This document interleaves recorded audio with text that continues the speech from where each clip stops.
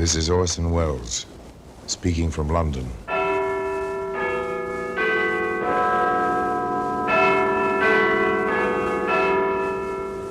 The Black Museum, the famous repository of death.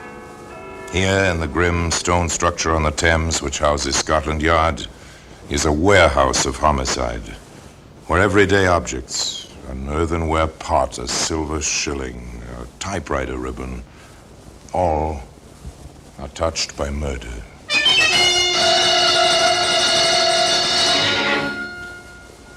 Four small bottles. Now, they're familiar objects, medicine bottles, shining glass, cork stoppered, the labels in neat, clear handwriting. Such bottles are in the medicine cabinet of almost every home. Well, these were found... Found one, Inspector. 2 ounce size. The others can't be far. Yes, here are 2 more. 1 ounce capacity, these. And here's the 4th. Innocent little things, aren't they, sir? Well, today, those 4 small bottles have a place, a very honored place, in the Black Museum.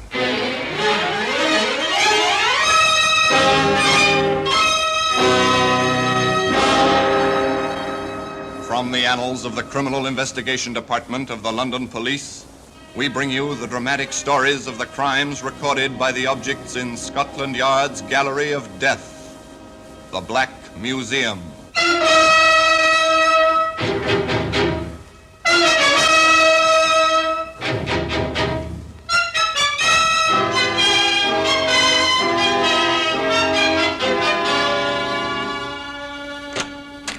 Well, here we are, the Black Museum. Scotland Yard's Museum of Murder. Yes, here lies death. In these hundreds and hundreds of objects, large and small, is the means to death, 1,000 methods of killing, all neatly labeled to indicate who and what and where and when. Here's a kitchen mop, long handle, it's gray with use, gray where the red-brown stain fails to cover the grayness. Look closely at the harsh metal that binds the strings of this utensil. Yes, this blade struck, and struck again before the mop itself removed the traces of the crime. Here we are. Here are the 4 small bottles. 3 of 1 ounce capacity. 1 holds 2 ounces. They mark a strange story, a story out of the Edwardian era, when man was still lord of all he surveyed and women were just beginning to demand equality. To the ladies, Reverend, although I would prefer toasting them in something slightly stronger than tea. To the ladies, my friend. To listen to my husband, Reverend, you'd think he was old-fashioned and not an advanced thinker for this age. I, an advanced thinker? Why, Anne, my But dear. you are, Oscar. You really are. At the risk of shocking you, Reverend, but then you're a young man, and not, I assume, as easily shocked as some pastors I've known, I believe a man should have 2 wives. Well, really, sir? He means it, Reverend. Listen to him. I believe a man needs 2 wives. One to cook, sew, and care for the household.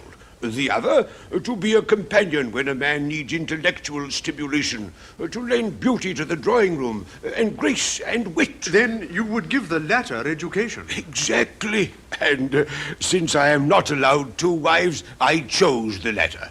You're new here, Reverend. You don't know that I married Anne when she was very young and sent her to Brussels and then a French university for her education before installing her here as my wife. Why, that's unheard of, sir. You are a pioneer in the field, Mr. Oh, yes, Mr. Oscar Stone, wholesale grocer and a man of means, was truly advanced for his age, the age of 99, and very liberal in his philosophies.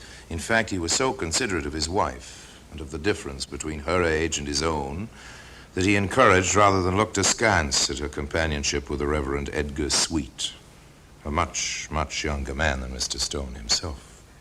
Edgar, you've been a good friend to me these past months. I'm happy to hear you say so, Anne. That is why, well, I'm not hesitating to tell you something which I feel is rather unfair. Tell me what it is. Oscar has drawn his will. Oh, he's my friend, my good friend. I'd hate to see him pass on, but every man must have his house in order. Edgar, you don't understand. Making the will is all right. It's what he's put in it. Go on, my dear. He has left me his entire estate, provided I never marry again. That is his right, you know. It's not his right. He's afraid someone might marry me after he's gone. For the money. He's only protecting you from fortune hunters, Anne. Then why did he give me an education if he doesn't think enough of me to let me protect myself?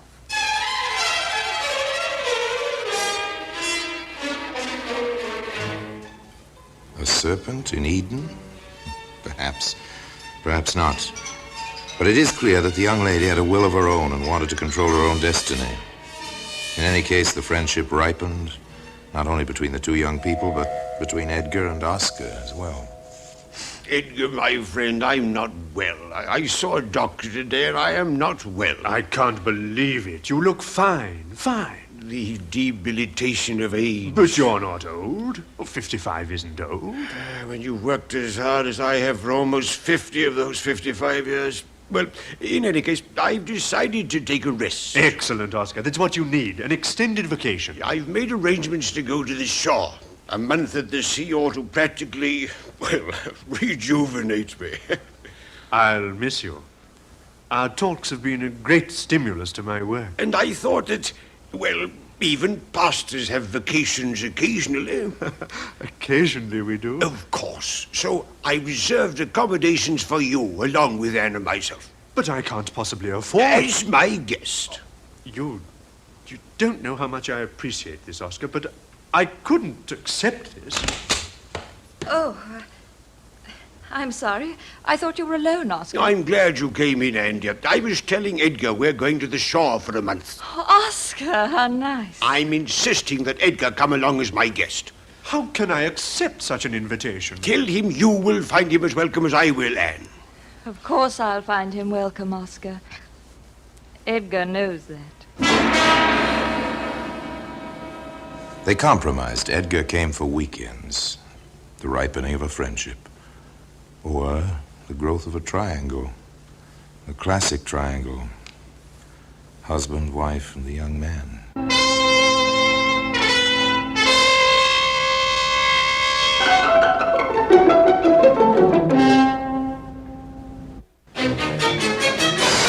The summer ended. Oscar and Anne returned to new lodgings in Pimlico, and they took an additional room. Edgar, do you like it? Bookcases, a couch, a fine desk, all this room. How could I help liking it? And in here, right next door. Edgar, my boy, welcome to your new lodgings. Now, we are not only friends, we are neighbors. Really, Oscar, I don't know why you... But there was more, and rather interesting. One afternoon, while Oscar was at his doctor's office. May I disturb you for a moment, Edgar? Oh, of course, Anne. What is it? Remember, months ago, I told you about Oscar's will. Oh, yes, I remember. Why? He took out that awful clause. If I want to, I can marry anyone I please one day. And you were the executor.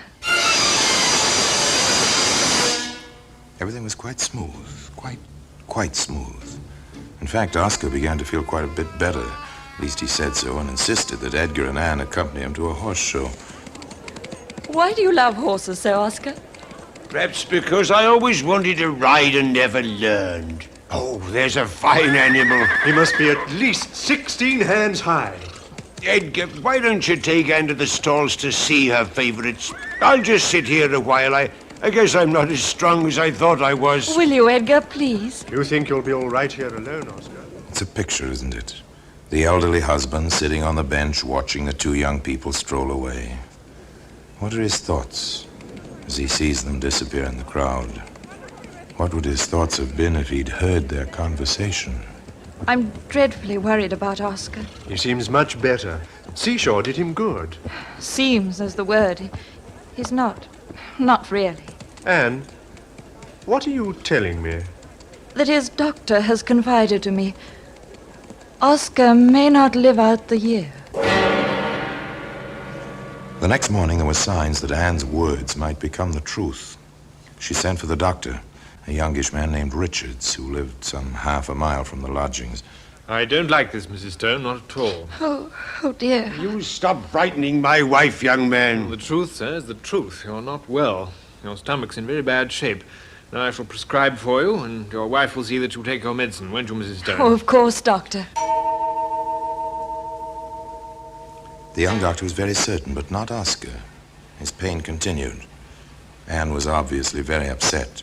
She took Edgar aside. Edgar, I want you to do something for me. If I can. I cannot see Oscar suffer the way he does at times. I know a way to ease his pain, but I need your help. Of course. I want you to buy me some chloroform. Chloroform? Yes. A few drops on a handkerchief, and he will sleep easily. I learned about it in the practical nursing classes in Brussels. But Dr. Richards will get you some. No. He'll never believe I know how to use it. Here's a pound note. Please, Edgar.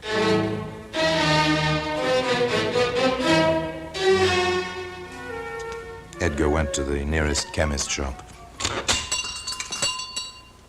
What can I do for you, Reverend? I'd like a little chloroform. Whatever for, sir. I understand it's good for taking out grease spots. Oh, yes, I suppose it is. But be very careful with it, sir. 3 more times, Edgar walked into chemist shops and bought a small amount of chloroform. There are the 3 1-ounce bottles and the 1 2-ounce bottle. Out of consideration for Anne's convenience, no doubt, Edgar poured the contents of all the small bottles into a larger one and delivered the chloroform to Anne. Quite suddenly, Oscar became a whole lot better. Landlord, I want to speak with the landlord. Yes, Mr. Stone? How can I help you? I want to prepare a surprise for my wife and the Reverend for tonight. Yes, sir. A New Year's Eve party. Some roast duck, a bit of cold ham, some good cheese, a bottle of champagne, and a bottle of good brandy. It's short notice, Mr. Stone. But I'll do my best. What'll you be eating? What everyone else eats. And will they be surprised? Oh, I'm feeling wonderful for the first time in months. And for breakfast tomorrow, see if your maid can find a haddock, a large one. Oh, I feel I shall be quite hungry in the morning. Oscar wasn't hungry New Year's morning. Oscar was dead. And today, the 4 small bottles which played so large a part in his death can be seen in the Black Museum.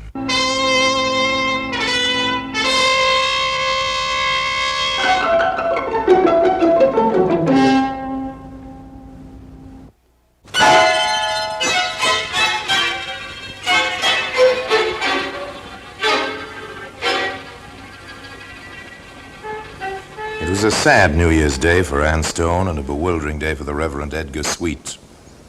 Oscar Stone, husband and friend, lay dead quite suddenly, and after what seemed an indicated quick recovery. But that was only the first event of January 1st, 1910. Onto the scene strode an old man, Oscar's 75-year-old father. Anne met him at the door to the Stone apartment. Oh, Father. Father. Yes, of course. Cry all you want. I want to see my son. He's in here, Father. All right. Who is this? Reverend Sweet, our good friend and pastor. Yes, I heard about you. Oscar wrote me. This moment comes to all of us, sir.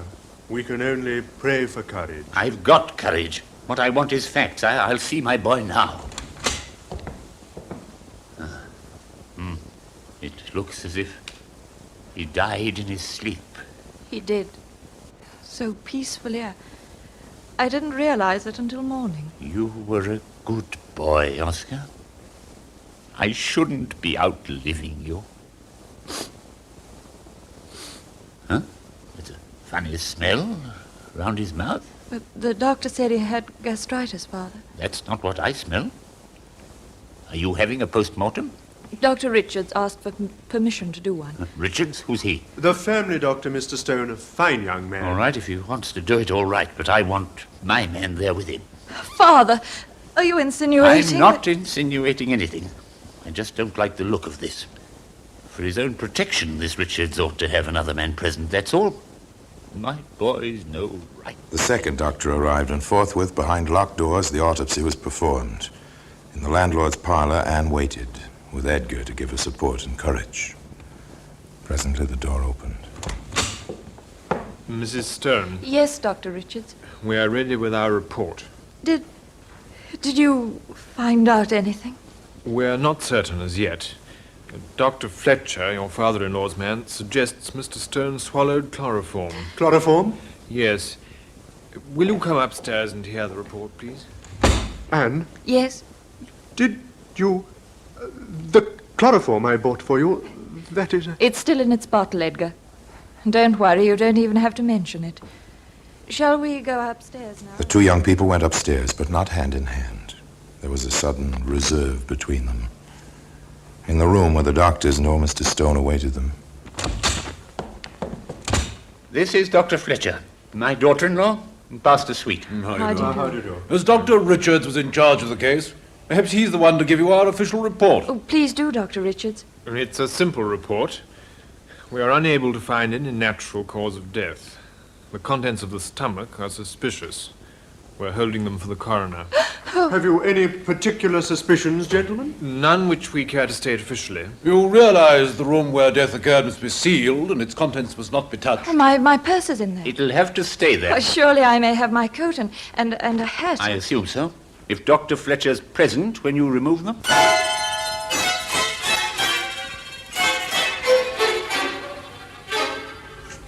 Anne went to stay with a cousin, a brief train journey away. The coroner's inquest was held and adjourned, pending a full report from a government analyst. And that was all. But Edgar dispatched a note to Anne, and she met him, as he requested, in a quiet tea room in Pimlico. Edgar, what's the matter with you? You haven't looked me straight in the eye since we met today. I can't seem to help myself. Anne, Dr. Richards did tell you that Oscar might not live out the year. Well, of course he did. It came so suddenly. They've all behaved so strangely. Anne, I'm afraid I'm finished. If this develops into anything, I shall lose my pulpit. If you don't do anything foolish, I certainly won't. Everything's going wrong. I feel as if... Anne, I bought that chloroform. If there is chloroform in the autopsy report... Anne, don't you see? Oh, forget the chloroform. Forget all about it. I can't. Where is it? What did you do with it? I took it with me when I left the apartment, right in my coat pocket, under the nose of my dear father-in-law. I poured it out of the train window, then I threw the bottle away. Oh, that makes it worse. If they prove that Oscar was... What? Don't you see? They'll trace the chloroform to me. In other words, Edgar, you're implying that I gave it to Oscar. I'm not implying anything of the kind. What else are you saying? Edgar, you helped me over a bad time. Now I think it will be best if we do not see each other anymore. Goodbye, Edgar. The lady was annoyed, perhaps rightly so. The young man was frightened, very rightly so. In their separate ways, each awaited the report of the government analyst. At long last, Dr. Richards came to the young widow. The news could be a lot worse, Mrs. Stone. They could have found arsenic or one of the slower, more common poisons. What have they found, Doctor? Poisoning by chloroform. Oh, Doctor, that is the worst. How so? Don't tell me you had some in your possession. I did. I had my reasons. Doctor, my married life was not happy. I am young. He was old. Practically my father. He kept putting me in Edgar's company. I began to... When two people are together constantly, Please go on, Mrs. Stone. I obtained the chloroform. I kept it in a drawer. But I'd never had a secret from Oscar. Never. On any score. So on New Year's Eve after our party, I told him I had it and where it was. He spoke to me sadly, but kindly, grieved that I'd been feeling about him as I did. Then he went to sleep. Or I thought he did. The next I knew, he was dead. Did you look at the bottle? Yes, I couldn't tell how much was gone. I took the bottle and I poured what was in it from the train as I went. The autopsy report came to Edgar as well. He wrestled with himself and finally took the only course which seemed open. Inspector Seward? Yes, come in, sir. Sit down. Thank you. I understand you have some information in the matter of the death of Oscar Stone. I do. You see, I bought the chloroform.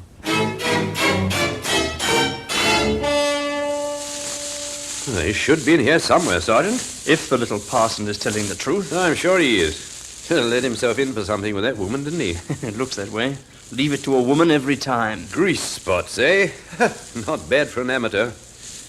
I suppose this is the gorse patch where you said he threw those small bottles? Yes, this is the place. I found one, Inspector. 2-ounce size. The others can't be far. Yes, here are 2 more. 1 ounce capacity, these. And here's the 4th. Innocent little things, aren't they, sir? Anne Stone, I have a warrant for your arrest on the charge of willful murder of your husband.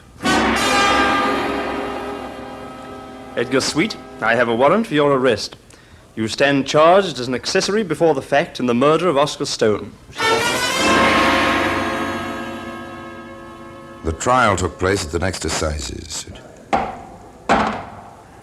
Gentlemen of the jury, the Attorney General, who has this case in hand, with full knowledge of the facts, will present no evidence against the Reverend Mr. Sweet. You are therefore directed to find him not guilty, and I shall order his release at once. Edgar Sweet left the courtroom, a much wiser young man. The trial of Anne Stone proceeded and rested entirely on the medical evidence. Dr. Fletcher, you have described yourself as an expert in criminal toxicology. We have accepted you as such. Is that correct? It is, sir. Very well. Now, I call the particular attention of the jury to the answers you will give to these questions, as they will have great bearing on the evidence against my client. First, sir, have you ever known of a recorded case of murder by liquid chloroform? No. Is there any record, to your knowledge, of the forcible administration of this liquid, of anyone pouring it down a victim's throat? There is not. If the victim were sleeping, for instance. The burning would waken him. It'd probably go down his windpipe, not his gullet. And there would be burns clearly visible after death. There would be. Then, in your expert opinion, Dr. Fletcher, is it impossible to commit murder by liquid chloroform? Nothing's impossible, but it's highly improbable. Thank you, Doctor. That is all. The chief witness of the Crown, Dr. Fletcher, had given his testimony. All that remained, in the opinion of the defending counsel, was to create a reasonable doubt in the minds of the jury. He called no witnesses, but spoke for 6 hours, summing up. In essence, he said, Oscar Stone was a loving, if elderly, husband. He felt his life was over. Remember, he was an eccentric who believed in having 2 wives. Can we say that this man, who had given so much to his sweet young wife, was not prepared to give her the greatest gift of all, her freedom? Once he knew that chloroform was in the house, could he not have taken it himself and passed quickly into the coma which ended in death? And if he gave this lovely girl freedom, are you, who sit in judgment, to do any less? The judge was clear, if somewhat caustic, in his charge to the jury. There have been sweet faces which hid guilty consciences before.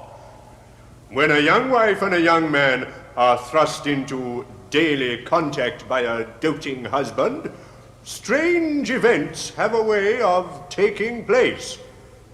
All this is true, but one salient remains.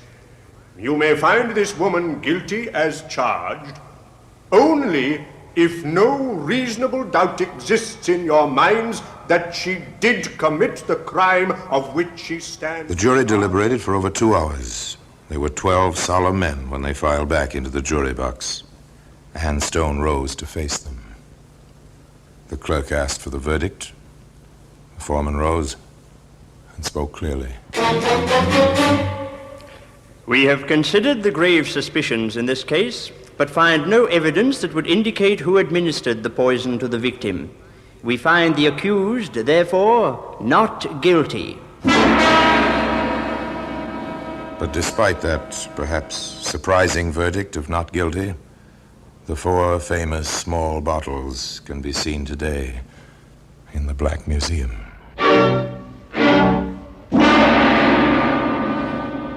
Orson Welles will be back with you in just a moment.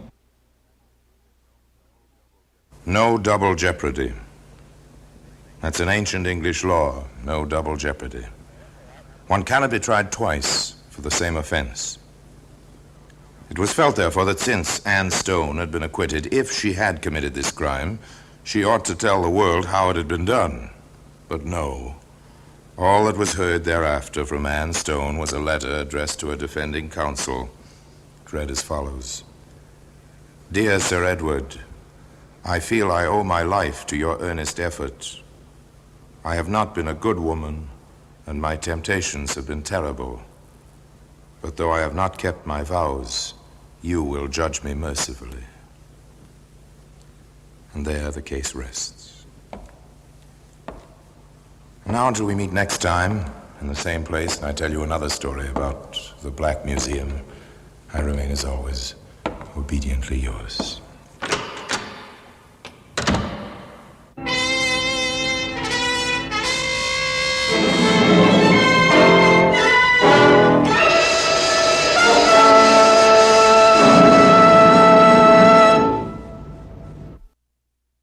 This RadioVault.com program is a copyrighted presentation.